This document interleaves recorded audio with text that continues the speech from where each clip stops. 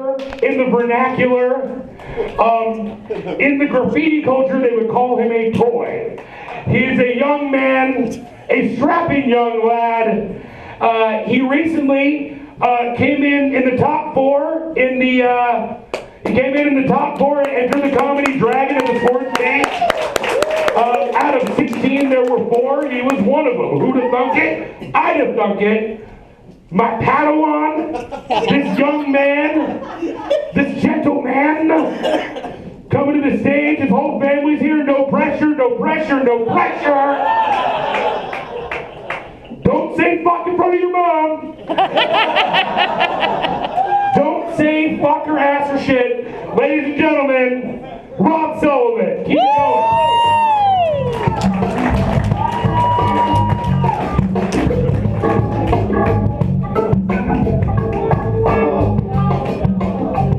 You ask a guy for advice once and he thinks he trained you. Yeah.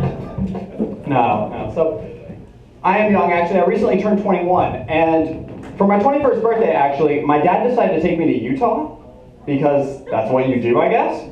And it was actually my friends who decided to take me out to a bar, and a bunch of the girls decided to give me this drink called a Lindsay Lohan. I don't know if any of you have heard of this drink. Basically, it's a redheaded slut with Coke in it.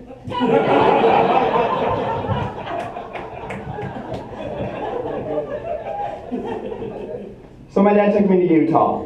And for those of you who don't know, Utah actually has a disproportionately high Mormon population. And we were driving through downtown Salt Lake, and I see these 3 or 4 guys standing on the street corners. And they're wearing the sideways ball cap, the oversized shirt, the basketball. It was a gang. Okay, there's this gang on the side of the road. And they're all wearing BYU gear. And for those of you who don't know, BYU is Brigham Young University. Basically, it's the Mormon version of Notre Dame. So, in my head, this is now a Mormon gang? Like, instead of dealing drugs, are they dealing religion? Hey kid, you want a pamphlet? Take it, nobody has to know. Like, instead of doing drive-bys, are they going door to door? It's pretty much the same reaction down the street, just hide, they don't know we're here. Just don't let them know we're here. Yeah, but while I was down there, we actually went out in the middle of desert Utah, and in the middle of nowhere Utah, we stopped by one of those convenience gas stations, and when we were in there, actually one of the girls behind the counter started looking at me. And so I texted my girlfriend, like, yo, this girl from the middle of nowhere Utah is checking me out right now. And she goes, don't be optimistic, babe. Great thing to hear from your girlfriend. And so we keep walking around, and she keeps looking at me. And I look over, and she gives me the up down, you know, the little, how you doing, type thing. So I text my girlfriend back, and I'm like, no, she's actually checking me out. And she goes, I already hate her, don't touch her boobs. Really? That's the line, babe? That's the line? But yeah, so recently a cousin of mine up in Kentucky's trailer got stolen. It sucks that he's homeless now. And I am still in school, and one of the girls in my class had that pepper spray on her keychain. I thought that's being optimistic. Yes! I'm not saying she's fat, but she could open 2 bakeries with the amount of muffin tops she had. That's good. So my girlfriend and I like to watch a lot of TV. And one of the commercials we see constantly is the Dyson commercials. The Dyson guy is definitely a Bond villain. Like, he has 2 main technologies. One of them is a fan that moves air without any blades. Nothing moves this air, but this air just randomly starts moving. The other one is he has found a way to put a tornado into a tube. If that is not an evil technology, I do not know what is. But yeah, so I actually grew up in a military household, and when I was about 4 years old, we were living in Kansas. And my dad happens to know everybody in the military you need to know. Particularly, he knew the guy that stations you next, who picks where you're going next. And so he calls us up one day and he's like, hey, I got some information that you guys need to know. So he's like, okay, we're gonna come over on Friday. So he comes over that Friday, and me and my little brother, who's a couple months older, play in the living room, and my mom, says go in the other room and play. So I walk off. My brother decides he's not going to do it. So she throws him in the other room. Luckily, I catch him. And she finally says, okay, where are we going? And so he gets this huge smile on his face. And he's like, if you could go anywhere in the world, where would it be? And my mom looks at him with this dead serious face and says, Fort Campbell, Kentucky. 4-year-old me in the other room is like, try again.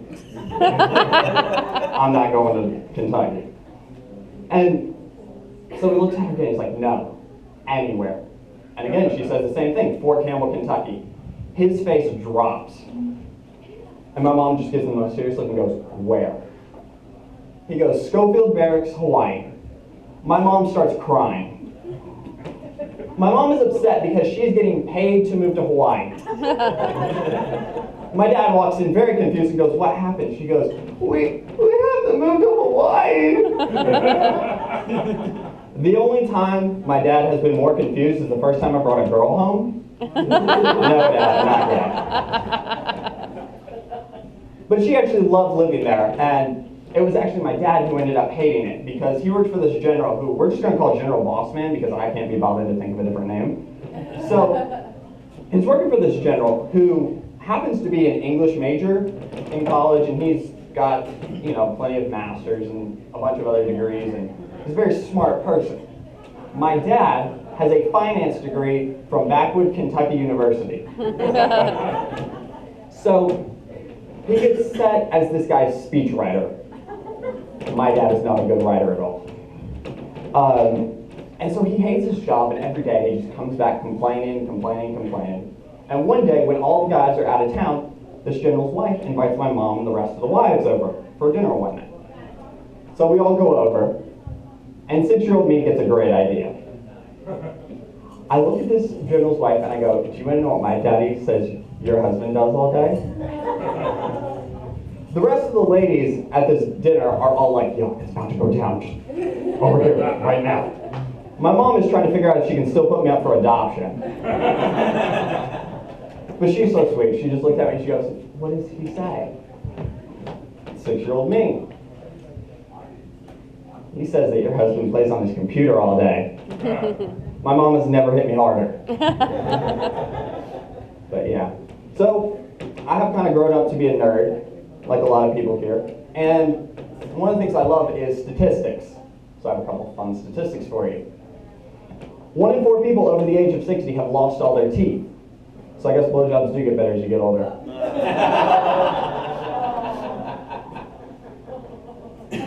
On average, North Koreans tend to be 3 to 8 inches shorter than South Koreans. I didn't know they made penises that small. So, Game of Thrones is for people who think The Walking Dead is too happy. It's true. So recently my car broke down, and me and my girlfriend had to drive up to Nashville, and so we took her car. And when we got to Nashville, we were looking around for a place to park, and it's very difficult if you've ever been to an actual city to find a parking place. And my girlfriend's freaking out. She's like, where are we going to park? Where are we going to park? I'm like, we can park anywhere. Nobody's going to steal this car. She drives a Toyota Yaris, which for those of you who don't know is like a Prius, only smaller. It's the girliest car ever made. I mean, the only people who would ever steal this car is a Mormon gang.